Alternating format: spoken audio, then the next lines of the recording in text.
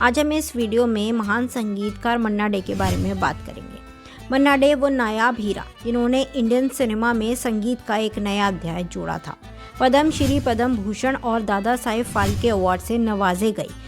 मन्ना day हमारे बीच में नहीं है, पर उनका संगीत आज भी हमारे बीच मौजूद है। जिंदगी कैसी है पहेली हाय और ये रात भीगी भीगी जैसे एवरग्रीन गानों को मन्ना डे ने ही अपनी आवाज़ दी है। शास्त्रीय संगीत में पारंगत होने के बावजूद जहां उनकी गायकी को कुछ लोगों ने नकारा, तो वहीं टाइपकास्ट होने पर ये कभी ए लिस्ट सिंगर नहीं बन सके। करियर का एक बुरा दौर ऐसा भी रहा जब इन्हें गाने नहीं मिला करते थे। कभी इन्हें राज कपूर की सिफारिश पर गाने मिले, तो कभी कामयाबी से भरा एक दौर ऐसा भी आया कि किशोर कुमार जैसे आला सिंगर इनकी जिद के आगे झुकते नजर आए। 5 दशक के करियर में मन्ना डे ने कई उतार चढ़ाव देखे, लेकिन संगीत की दुनिया में आज मन्ना डे से ज़्यादा मंझा हुआ कलाकार कोई नहीं। आइए जानते हैं आला दर्जे का सिंगर बनने के पीछे कैसा था मन्ना डे का संघर्ष। मन्ना डे के चाचा थे उनके पहले गुरु। मन्ना डे का जन्म 1 मई 1990 को कलकत्ता में एक बंगाली परिवार में हुआ था। बचपन से ही मन्ना डे माँ बाप से ज़्यादा अपने चाचा संगीताचार्य कृष्ण चंद्र डे से प्रेरित रहते थे। उनके चाचा शास्त्रीय संगीत में पारंगत थे और इसी वजह से मन्ना डे का भी झुकाव संगीत की तरफ बचपन से ही था। मन्ना डे के पिताजी का सपना था कि वो वकील बने, क्योंकि घर में डॉक्टर भी थे और इंजीनियर भी।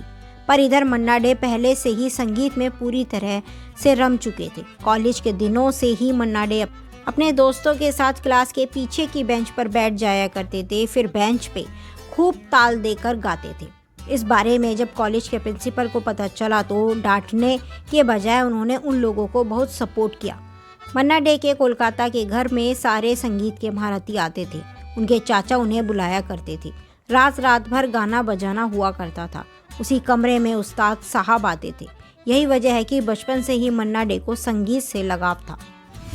एकमात्र फिल्म जिसे गांधी जी ने देखा, उसी फिल्म से बतौर सोलो सिंगर मन्ना डे ने करियर की शुरुआत की। मन्ना डे ने अपने चाचा और उस्ताद दबीर खान से संगीत की शिक्षा ली थी। 1942 में पढ़ाई पूरी करने के बाद मन्ना डे अपने चाचा के साथ मुंबई आ गए। संगीत की अच्छी समझ होने के कारण उन्होंने फिल्मों में असिस्टेंट म्यूजिक डायरेक्टर के तौर पर काम करना शुरू किया। गायक के तौर पर मन्ना डे को सबसे पहला और बड़ा ब्रेक 1942 में रिलीज हुई फिल्म तमन्ना से मिला। इस फिल्म के गाने को मन्ना डे ने सुरैया के साथ मिलकर गाया। गाने के बोल थे, जागो आई उषा पोची बोलो जागो। ये गाना उस समय बड़ा हिट रहा। इसके बाद तो मन्ना डे की संगीत की गाड़ी चल ही पड़ी। 1943 में फिल्म राम राज्य रिलीज हुई थी, जिसमें मन्ना डे ने बतौर सोलो सिंगर एक गाने को अपनी आवाज़ दी थी। दिलचस्प बात यह है कि राम राज्य एकमात्र ऐसी फिल्म थी जिसे महात्मा गांधी ने देखा था। टाइपकास्ट का हुए शिकार, स्पेशलिस्ट होना वरदान नहीं श्राप साबित हुआ।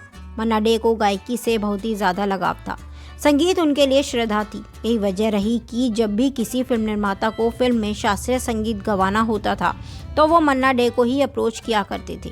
लेकिन हमेशा ही यह बात चर्चा का विषय रही कि इतने शानदार गायकी के बाद भी मन्ना डे कभी भी ए लिस्टर सिंगर नहीं बन सके। दौर ऐसा भी था कि रफ़ी, किशोर और मुकेश जैसे लेजेंडरी सिंगर की भी पहली पसंद मन्ना डे ही हुआ करते थे। इतना ही नहीं, रफ़ी साहब ने एक बार कहा था कि पूरी दुनिया मेरे गाने को सुनती है और मुझे बस सुकून मन्ना डे के ही गाने से मिलता है। कठिन से कठिन गीत को मन्ना डे इतनी सहजता से गाते थे कि लगता ही नहीं था कि उन्होंने कोई एक्स्ट्रा एफर्ट लिया हो। शास्त्रीय संगीत में पारंगत होने के कारण ही मन्ना डे भी टाइपकास्ट का शिकार हुए और उनकी गायकी भी शास्त्रीय संगीत तक सिमट कर रह गई। इसी वजह से हल्के फुल्के गानों के लिए उन्हें कंसीडर करना बंद ही कर दिया गया।